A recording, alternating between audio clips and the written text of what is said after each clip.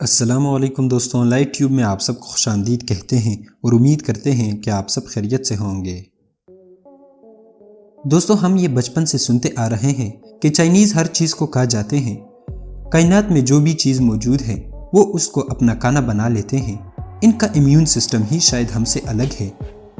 لیکن اب بیٹ یعنی چمگادڑ کھا کے ان کو سبق ضرور ملا ہوگا کہ ہر چیز کھانے کی نہیں ہوتی، کیونکہ اب جو دنیا میں چل رہا ہے اس سے بھی خطرناک وائرس جنم لے سکتا ہے۔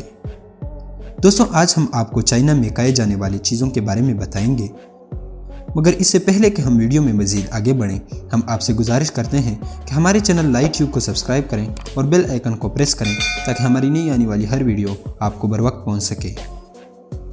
نمبر 1، پی بوائلڈ ایگز۔ دوستوں، آپ کو یہ تو پتا ہوگا کہ انڈوں میں پروٹینز ہوتی ہیں، لیکن یہ نہیں پتا کہ اس میں پروٹینز کی مقدار کیسے بڑھائیں۔ چائنیز کو یہ سب پتا ہے، اس لیے تو وہ پیشاب میں انڈوں کو بوائل کرتے ہیں، کیونکہ ان کے مطابق انڈوں میں پروٹین کی مقدار بڑھ سکتی ہے اگر آپ اس کو پیشاب میں بوائل کریں گے۔ نمبر 2، بچھو۔ دوستوں، اگر بچھو آپ کو چو بھی لے تو آپ کی موت ہو سکتی ہے، لیکن چائنیز اس سے نہیں مرتے بلکہ اس کو مار کے کھا جاتے ہیں۔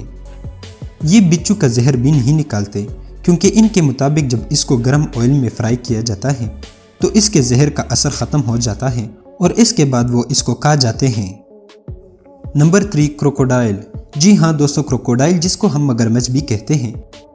آپ نام سن کے بھی گھبرائے ہوں گے اور مگرمچھ کو دیکھ کے عجیب سی فیلنگ آتی ہے، لیکن چائنا میں اس کے الٹ ہے، کیونکہ یہاں لوگ اس کو بہت شوق سے کھاتے ہیں۔ اس کا چمڑا کتنا ریجڈ ہوتا ہے، لیکن یہاں کے لوگ اس کو بھی کھا جاتے ہیں۔ Number 4، dog's head.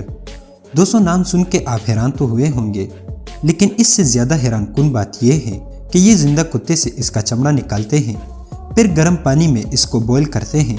اس کے بعد جب کتا مر جاتا ہے تو اس کے سر کو الگ کر کے پکایا جاتا ہے، اور پھر یہ صرف سر کا گوشت نہیں بلکہ آنکھ، کان، زبان اور سب کچھ کھا جاتے ہیں۔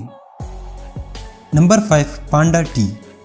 کانوں کی باتیں تو ہو گئی، اب بات آتی ہے پانڈا ٹی کی۔